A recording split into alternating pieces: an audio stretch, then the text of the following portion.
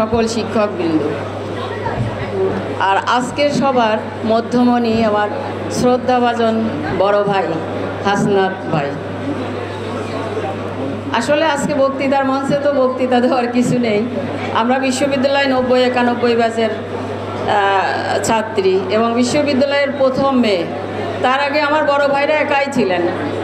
এক পশলা বৃষ্টি যেমন পড়ে তেমন আমরা আসলে আমার ভাইরা খুশি হয়েছিলেন যে আমরা বোন পেয়েছি। তো আমাদের বিভিন্ন আন্দোলনের সাথেও শরিক হতেন। তার ভিতর হাসনাত ভাইদের সহযোগিতা পেয়েছি। আজকে সবার সম্মানিত সভাপতি যিনি পরিচালনা করছেন আমাদের মিজান ভাই, যে কথা না বললেই নাই। ওনারা আমাদেরকে হল পাওয়ার ক্ষেত্রে, বিভিন্ন ক্ষেত্রে মেয়েদেরকে যে পুনর্বাসনের ক্ষেত্রে যে ভূমিকা আমাদেরকে সহযোগিতা করেছেন, তার জন্য আমি মেয়েদের পক্ষ থেকে ওনাদের প্রতি আন্তরিকভাবে কৃতজ্ঞতা জানাচ্ছি। আর আজকে যার জন্য আমরা এখানে উপস্থিত হয়েছি, আমার বড় ভাই হাসনাত ভাই একটা পাবলিক ইউনিভার্সিটির যে ভিচি হয়ে এই প্রথম বোধহয় কোনো আমাদের ইউনিভার্সিটির কেউ এই পদে আসলেন।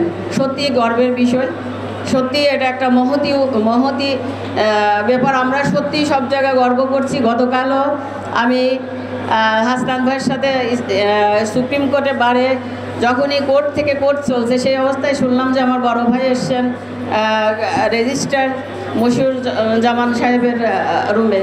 আমি দৌড়াই চলে গেলাম, আমি আর নীলু ভাইয়ের সাথে অনেক সময় কাটালাম, অনেক কথা শুনলাম। যেরকম বিশ্ববিদ্যালয়ে কথা হতো সেরকম, এবং ভাই আসলে আমাদের সাথে কোনো ভেদাভেদ নাই, বলার কিছু না। বড় ভাই হিসাবে যেটুকু স্নেহ করার দরকার এবং ওনাদের কাছ থেকে যে সহযোগিতা পাওয়া দরকার আমরা অদ্যাবধি পাচ্ছি এবং পাবো আশা করি।